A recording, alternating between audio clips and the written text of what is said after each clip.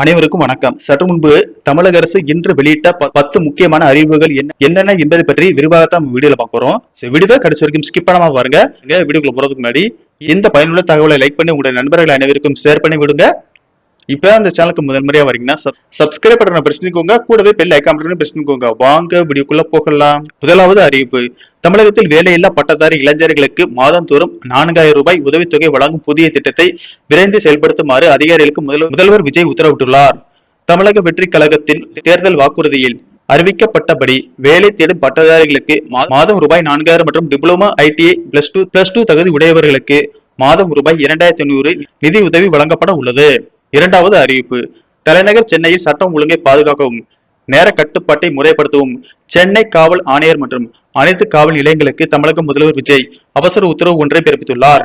அதன்படி FL1 எனப்படும் சாதாரண மற்றும் எலைட் டாஸ்மாக் கடைகள் அனைத்தும் இரவு 10 மணிக்குள் கண்டிப்பாக மூடப்பட வேண்டும். அதே போல FL2 மற்றும் FL3 உரிமம் பெற்ற பார் மற்றும் கிளப்பு மற்றும் ஹோட்டல் பார்கள் முறையே இரவு 10 மணி மற்றும் நள்ளிரவு 12 மணிக்குள் ஒட்டுமொத்தமாக தங்களது சேவையை நிறுத்த வேண்டும் என்று காலக்கெடு விதிக்கப்பட்டுள்ளது. இந்த நேர கட்டுப்பாடுகள் முறையாக பின்பற்றப்படுகிறதா என்பதை கண்காணிக்க போலீசாருக்கு கடுமையான அறிவுறுத்தல்கள் வழங்கப்பட்டுள்ளன. ரோந்து வாகனங்கள் மற்றும் பீட் அதிகாரிகள் குறிப்பிட்ட நேரத்துக்குள் கடைகள் மூடுவதை நேரில் கண்காணித்து அதனை புகைப்படம் எடுத்து அதிகாரப்பூர்வ போலீஸ் வாட்ஸ்அப் குறிப்பில் பதிவிட வேண்டும் என உத்தரவிடப்பட்டுள்ளது. மூன்றாவது அறிவிப்பு. தமிழகத்தில் தமிழக வெற்றி கழகத்தின் தலைமையில் புதிய அரசு அமைந்து அமைச்சர்களுக்கான இலாக்காக்கள் ஒதுக்கீடு செய்யப்பட்டுள்ள நிலையில் முதல்வர் விஜய் அவர்கள் தனது அமைச்சரவைக்கு அதிரடியான உத்தரவு ஒன்றை பிறப்பித்துள்ளார். அதன்படி அனைத்து அமைச்சர்களும் தங்களுக்கு ஒதுக்கப்பட்ட துறைகள் சார்ந்த ஆய்வுக் கூட்டங்களை உடனடியாக கூட்டி பணிகளை தொடங்க வேண்டும் என்று அவர் அறிவுறுத்தியுள்ளார். இந்த ஆய்வுக் கூட்டங்களை நிறைவு செய்த பின்னர் அந்தந்த துறைகளின் தற்போதைய கள நிலவரம் மற்றும் செயல்பாடுகள் குறித்த விரிவான அறிக்கையை தன்னிடம் சமர்ப்பிக்க வேண்டும் என்றும் முதல்வர் உத்தரவிட்டுள்ளார். மேலும் பொதுமக்களுக்கான நற்பணிகளையும் மக்கள் நல திட்டங்களையும் தொய்வின்றி மிக விரைவாக செயல்படுத்தி மக்களின் தேவைகளை உடனுக்குடன் பூர்த்தி செய்ய வேண்டும் என்றும் அவர் அமைச்சர்களுக்கு திட்டவட்டமாக அறிவுறுத்தியுள்ளார். நான்காவது அறிவிப்பு. தமிழக நிதி அமைச்சர் KAS அவர்கள் தமிழக பெண்கள் பெரிதும் எதிர்பார்த்து காத்திருக்கும் ரூபாய் 2500 மகளிர் உரிமைத்தொகை திட்டம் குறித்து முதலமைச்சர் விஜய் அவர்கள் சரியான நேரத்தில் தகுந்த முடிவை எடுப்பார் என்று தெரிவித்துள்ளார். தமிழகத்தில் புதிய அரசு பொறுப்பேற்று மிக குறுகிய காலமே ஆகியுள்ளதை சுட்டிக்காட்டிய அவர் தற்போதைய சூழலில் பெண்களின் பாதுகாப்பு மற்றும் போதைப் பொருட்களை முற்றிலும் ஒழிப்பது ஆகிய முக்கிய பணிகளில் முதலமைச்சர் கூடுதல் கவனம் செலுத்தி தீவிரமாக செயல்பட்டு வருவதாக குறிப்பிட்டார். ஐந்தாவது அறிவிப்பு.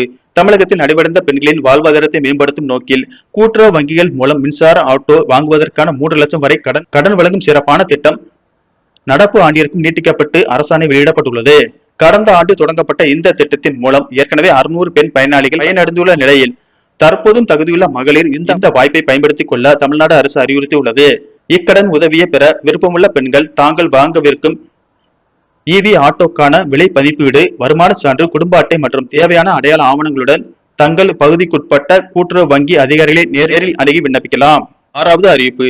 தமிழகத்தில் தகுதியுள்ள பெண்களுக்கு வழங்கப்பட்டு வரும் கலைஞர் மகளிர் உரிமை தொகையை ரூபாய் 2500 உயர்த்தி வழங்குவதற்கான பணிகளை தமிழக அரசு தீவிரமாக முடக்கிவிட்டுள்ளதாக தகவல்கள் வெளியாகியுள்ளன. இந்த திட்டம் எப்போது முழுமையாக செயல்படுத்தப்படும் என்ற எதிர்பார்ப்பு பெண்களுக்கு இடையே அதிகரித்துள்ள நிலையில் புதிய பட்ஜெட் தாக்கலுக்கு பிறகு பெரிய அளவிலான நிதி ஒதுக்கீடுகளை செய்ய முடியும் என்று அமைச்சர் நிர்மல்குமார் தெரிவித்துள்ளார். பட்ஜெட் கூட்டத்தொடர் முடிந்த பின்னரே உரிமைத்தொகை உயர்வும் புதிதாக யாரெல்லாம் எந்த திட்டத்திற்கு விண்ணப்பிக்கலாம் என்பதும் குறித்த அதிகாரப்பூர்வ அறிவிப்புகளும் வெளியாகும் என்று கூறப்படுகிறது. ஏற்கனவே தகுதியான புதிய பயனாளிகள் மற்றும் கூடுதல் தொகையை எதிர்பார்க்கும் பெண்கள் இதுவரை சற்று பொறுமையுடன் காத்திருக்குமாறு அறிவுறுத்தப்படுகிறார்கள். ஏழாவது அறிவிப்பு. தமிழகத்தில் புதிய குடும்ப அட்டைகளுக்கு விண்ணப்பித்த பொதுமக்கள் மிக விரைவில் ஒப்புதல் கிடைக்க உள்ளதாக தகவல் வெளியாகியுள்ளது. தமிழகத்தில் புதிய அரசு பொறுப்பேற்றுள்ள சூழலில் நீண்ட நாட்களாக நிலுவையில் இருந்த புதிய ஸ்மார்ட் கார்டு வழங்கும் பணிகள் தற்போது மீண்டும் துரிதப்படுத்தப்பட்டு வருகின்றன. ஏற்கனவே விண்ணப்பத்தை தகுதியான நபர்களின் வீடுகளில் கள ஆய்வு முடிவடைந்த விண்ணப்பங்களுக்கு உடனடியாக ஒப்புதல் அளிக்கப்பட்டு வருகிறது. மேலும் தற்போது புதிதாக விண்ணப்பிக்கும் நபர்களுக்கு அதிகபட்சமாக 3 மாதங்களுக்கு புதிய ரேஷன் கார்டுகள் வழங்கப்பட்டு விடும் என்று தெரிவிக்கப்பட்டுள்ளது. இதற்காக பொதுமக்கள் TNPDS அதிகாரப்பூர்வ இணையதளம் மூலம் வீட்டில் இருந்தபடியே எளிதாக விண்ணப்பிக்கலாம். எட்டாவது அறிவிப்பு. வளிமண்டல சுழற்சி காரணமாக மே 18ஆம் தேதி தமிழகத்தில் ஒரு இடங்களிலும் புதுவை மற்றும் காரைக்கால் பகுதியிலும் இடி மின்னலுடன் கூடிய லேசானது முதல் மிதமான மழை பெய்யக்கூடும் என்றும் குறிப்பாக நீலகிரி, கோயம்புத்தூர், திருப்பூர், தேனி, திண்டுக்கல், மதுரை, சிவகங்கை, புதுக்கோட்டை, திருச்சி, கரூர், ஈரோடு, சேலம், நாமக்கல், தருமபுரி மற்றும் கிருஷ்ணகிரி மாவட்டங்களில் ஒரு இடங்களில் இடி மின்னல் மற்றும் பலத்த காற்றுடன் கூடிய கனமழை பெய்யக்கூடும் என வானிலை மையம் தகவல் தெரிவித்துள்ளது.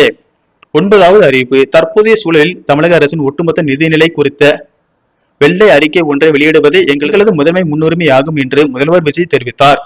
மகளிர் உரிமை திட்டத்தில் வாக்குறுதியில் 2500 ரூபாய் என்று கூறப்பட்டாலும் பொருளாதார நெருக்கடியை காரணம் காட்டி 1500 ரூபாய் வரை மட்டுமே தற்போது உயர்த்தப்படும் என்று தகவல் வெளியாகியுள்ளது. இதனைத் தொடர்ந்து இன்னும் சில மாதங்களில் ஆளுநர் உரை மற்றும் புதிய பட்ஜெட் கூட்டத்தொடரை ஒன்றாக கூட்டுவதற்கு அரசு திட்டமிட்டு வருகிறது. இந்த கூட்டத்தொடரில் மதிப்புமிகு மகளிர் திட்டம் குறித்த அதிகாரப்பூர்வ அறிவிப்புகள் மற்றும் நிதி ஒதுக்கீடுகள் வெளியாகும் என எதிர்பார்க்கப்படுகிறது. 10வது அறிவிப்பு. தமிழகத்தில் 10ஆம் வகுப்பு பொதுத் தேர்வு முடிவுகள் வரும் புதன்கிழமை மே 20ஆம் தேதி வெளியாகும் என அரசு தேர்வுத்துறை அதிகாரப்பூர்வமாக அறிவித்துள்ளது. இந்த தேர்வு முடிவுகளை மாணவர்கள் www.tnresult.nic.in மற்றும் www.dge.tn.gov.in என்ற அதிகாரப்பூர்வ இணையதளங்கள் வாயிலாக எளிதாக அறிந்து கொள்ள தேவையான அனைத்து ஏற்பாடுகளும் செய்யப்பட்டுள்ளன. ஓகே ஃப்ரெண்ட்ஸ், இந்த தகவல் உங்களுக்கு பிடிச்சிருந்தா லைக் பண்ணுங்க, ஷேர் பண்ணுங்க, மறக்காம சப்ஸ்கிரைப் பண்ணுங்க. நன்றி, வணக்கம்.